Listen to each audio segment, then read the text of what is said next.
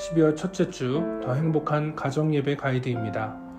자리를 정돈해 주시고 성경을 준비해 주세요. 그리고 가족과 함께 둘러앉습니다. 오늘의 예배를 시작하며 함께 이야기를 나눠보세요. 요즘 나의 최고의 관심사는 무엇인지. 혼자라면 글로 적어보시고 가족과 함께라면 서로 이야기를 나눠보세요. 잠깐 가이드를 일시정지하고 나눔의 시간을 갖겠습니다. 서로 이야기 나누셨나요? 이제는 성경을 찾아서 가족과 함께 읽습니다. 음악이 나오는 동안 성경 말씀을 찾아서 함께 읽어주세요. 오늘의 말씀은 마태복음 9장 9절부터 17절까지의 말씀입니다. 마태복음 9장 9절부터 17절까지입니다. 말씀을 찾아 읽겠습니다.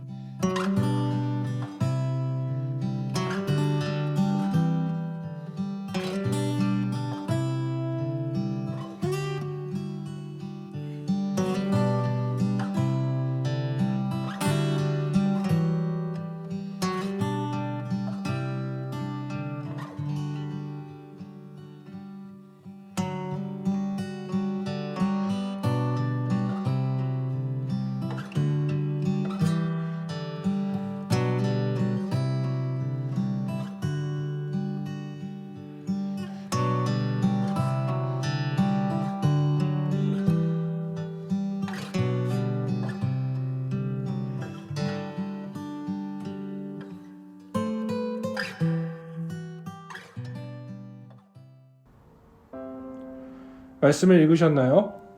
말씀의 내용을 듣는 시간입니다. 예수님의 말씀과 예수님의 행동은 기존의 종교 지도자들과 달랐습니다. 틀린 것이 아니라 다른 것이었습니다. 예수님은 진리 자체이십니다. 사람들은 진리 자체이신 예수님을 볼 때 크게 두 가지 반응을 보였습니다.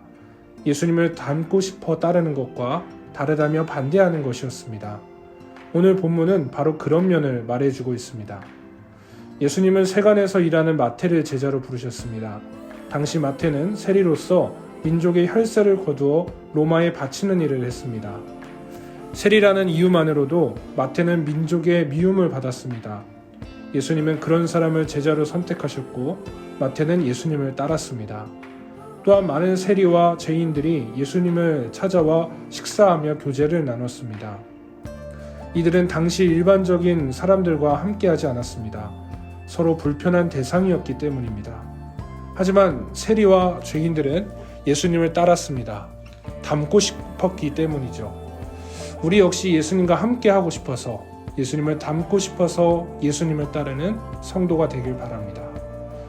바리새인과 사두개인은 예수님께 두 가지 질문이 있었습니다. 첫째는 예수님은 왜 세리와 죄인들과 함께 먹는가이고, 둘째는 왜 금식을 하지 않는가였습니다. 핵심은 왜 예수님은 자신들과 다른가였습니다. 이에 대해서 예수님은 생배 조각과 가죽 부대 비유를 들어 설명하십니다. 자신을 반대하는 사람들에게 비유까지 들어가면서 자세히 설명하실 필요가 없는데 예수님은 자신과 다른 사람을 틀렸다고 정죄하지 않고 자세히 설명해 주십니다. 생배 조각과 포도주 가죽 부대를 비유를 들어서 예수님은 복음의 수용성에 대해서 말씀하십니다. 신앙이 낡은 옷과 낡은 가죽 부대 같아서 새로운 것을 받아들이지 못하면 안 된다는 것입니다. 신앙의 전통은 중요한 것이지만 전통에 갇혀서 새로운 것을 밀어내서는 안 됩니다. 하나님은 전통 안에 갇혀 있는 분이 아니기 때문이죠. 따름과 다름은 비슷하게 생긴 글자이지만 많은 차이가 있습니다. 예수님을 닮기 원하는 사람은 예수님을 따를 것이고 예수님과 다름을 느끼는 사람은 예수님을 배척할 것입니다. 예수님을 온전히 따라가는 제자가 되길 바랍니다.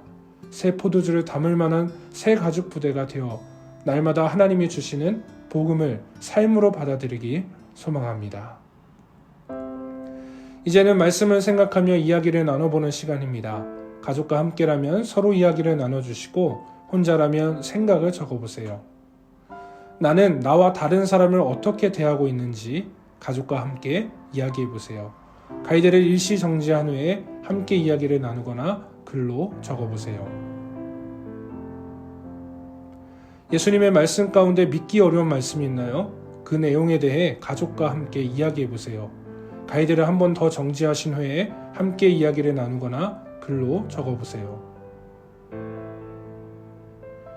가족들의 기도 제목으로 같이 기도한 후에 12월 첫째 주 더 행복한 가정 예배를 마칩니다. 함께 기도하겠습니다.